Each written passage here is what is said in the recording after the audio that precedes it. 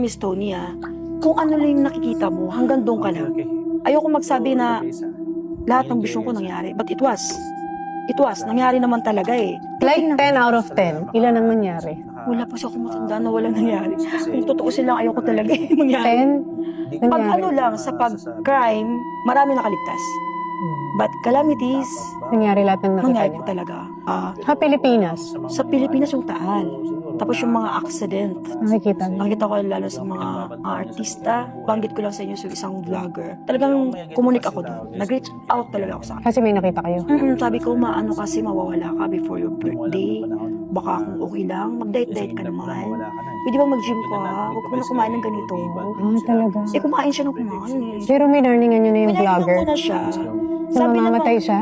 Sabi niya, nag-ingat naman po ako, madam. Hindi eh. Nagawa talaga niya yung part na yun. So, nawala talaga siya. Ako naman ang tanong ko, kasi di ba pag may halimbawa negative na sinabi sa'yo ang isang tao, and there is so much power in the name of Jesus. There is no other name more powerful for me than the name Jesus. Di ba kayang makontra yun? Naman. Basta deep I inside, rebuke it in Jesus' name. In the power of the name of Jesus, it will not happen to me. Yes. Yung parang kontrahin mo siya. Ano naman, Miss Tony? Kailangan, pag when you call the name of Jesus, from here, Yeah. not from the mouth. Not just because, It's really a declaration. yung ba, ay, kailangan ko tumawag kay God kasi may vision na ganito.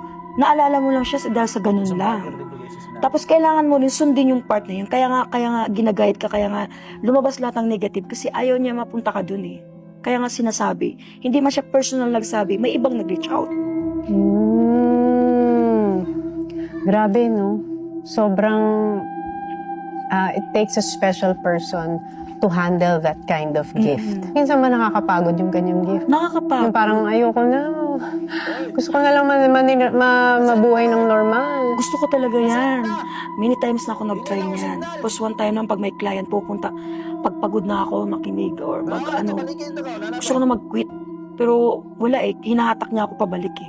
Parang feeling ko kasi, pag hindi ko sinabi, nagigilty ako. Like lately, di ba, ang dami namatay doon. Ang linaw ng vision ko doon. Talagang, Sa Leyte? oo, talagang kinuha ako, nilagay ako doon. Alam mo yung gising ka, pero yung Katawan mo nandoon. doon nilagay niya. Tapos ako nanginginig sa takot kasi di ko alam kung saan ako tatakbo kasi lahat guho-guho talaga. Wala akong sinabi. Ayun, ang daming namatay. So parang narela sa sarili ko, ang bad ko naman. Sana ni-reach out ko yun. Sana pinarating ko yun. Kahit pa paano may maniniwala doon. May prediction kayo na hindi nagkatotoo. Mostly crime. Accident. Kasi pag sinabi nyo, Gina- nape-prevent. Prevent agad nila. May balita ko may prediction kayo for next year. Hindi ko siya ma-compare sa virus.